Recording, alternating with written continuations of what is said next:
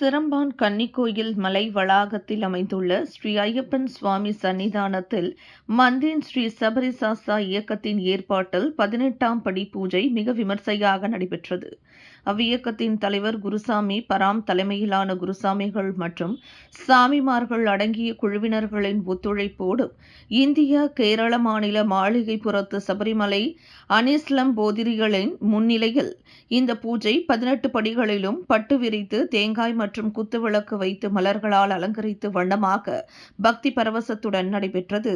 சுமார் 500க்கும் மேற்பட்ட ஐயப்பன் பக்தர்கள் புடைசூழ பல்வேறு சிறப்பு நிகழ்வுகளுடன் கவி மாறனின் சமய சொற்பொழிவும் இடம்பெற்றது.